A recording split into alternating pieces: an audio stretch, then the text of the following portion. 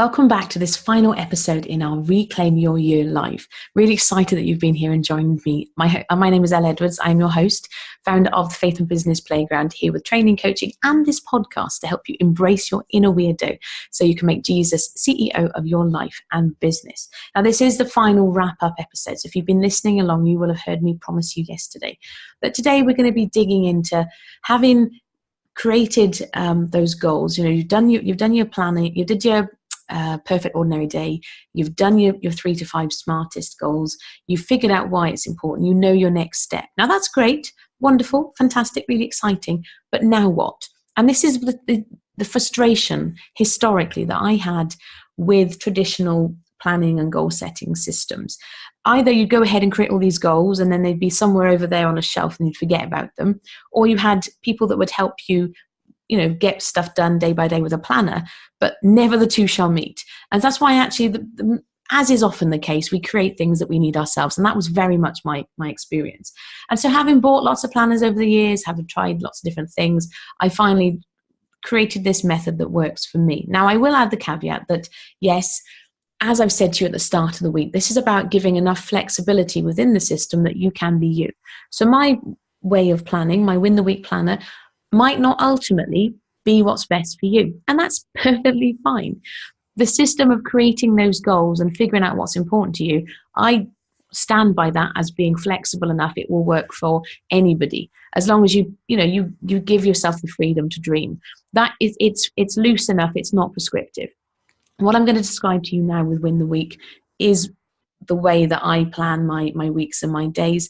And I encourage my clients to do the same. And some of them use it. Some of them have their own similar or but different systems. So I think it's important to note at the outset that this is one way of planning out your week and your days. But the biggest takeaway I want you to get from this episode isn't the specifics of how I do it. It's more the specifics of having those reminders. So the way that I've planned mine out is by default, you get those times for reviewing. And that really is important, because if you don't build in those opportunities to review, it's really easy, even with 90-day goals, it's really easy to forget about what it is you said was important to you and why. So I'm going to say that at the outset. So having said that then, the way that I've laid this out, and if you've got the PDF, you've already seen this. So we start with the things that we've already been through. We create those 3 to 5 smartest goals. We figure out why it's important and then what's the next step. And the very first time you do this, you won't need to be reviewing the quarter. But what I would encourage you to do is, regardless of where you're at, take stock of where you've come.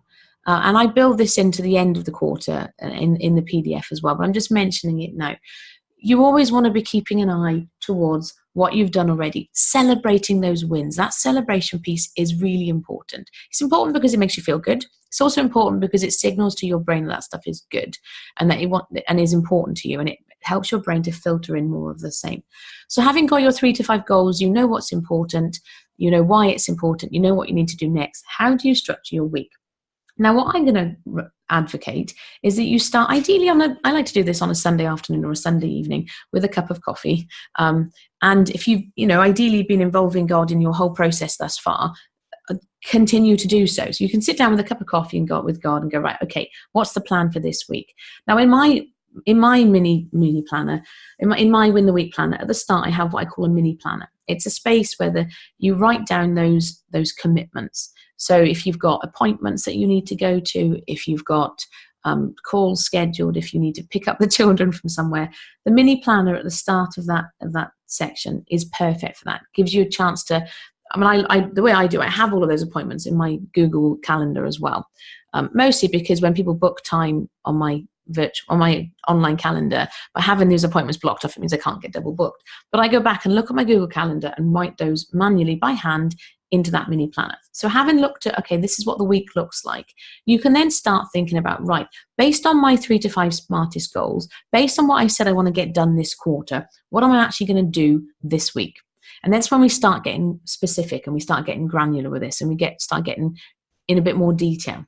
But the important piece to remember is that you want to balance it. So by having your mini planner at the start, you can see at a glance whether your week is already completely bonkersly busy with appointments. So if you've got a week that's heavy with being here, there, and everywhere, I would encourage you then to be kind to yourself. Remember that you're not going to also do lots of other stuff as well. So you write down then in the to-do section, give yourself a list. Give yourself a list of some things you'd like to get done. So for my standard go-tos, I tend to batch record a week's worth of podcast episodes at the start of the week. I write down things like if there's a particular book I'm working on, or these are relatively specific, but they're week-long goals. Yeah.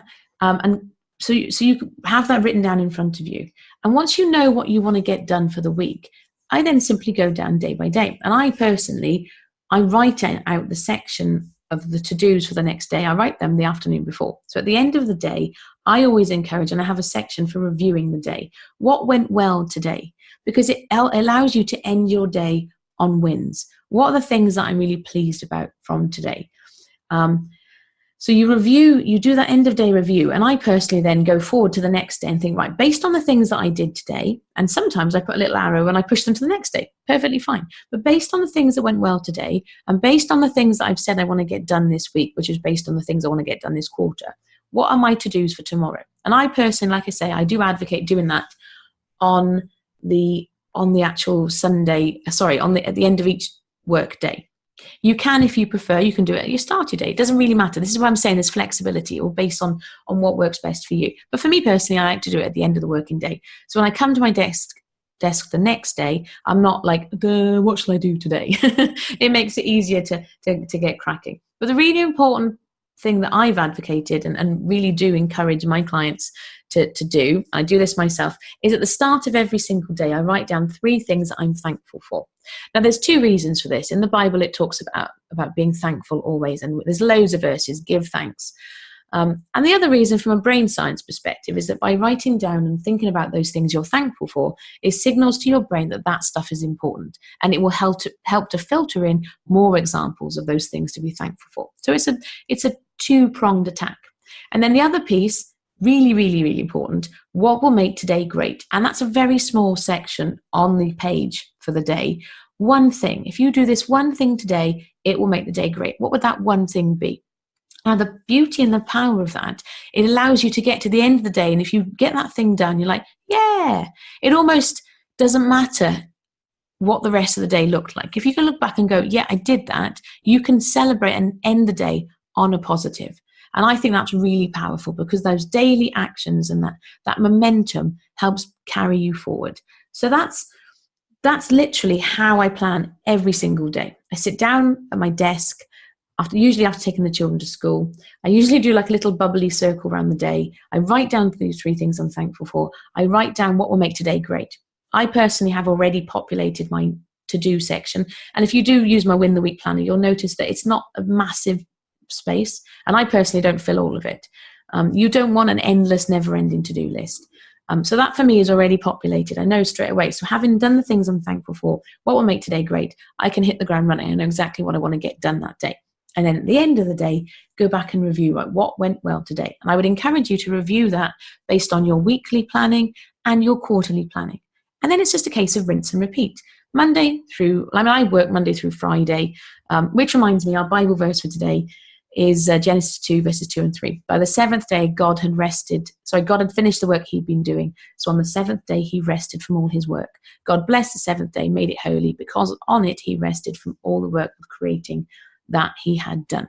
So although there is space in the Win the Week planner for Monday through Sunday, I would encourage you to keep Saturday and Sunday light or even empty. And at the end of the week, then you review the week, and then you go on into the next week. And it's a simple rinse and repeat, and it's all there. Now, within the remit of this podcast, there isn't time to go into any more detail than that. That's my overview for the purposes of listening.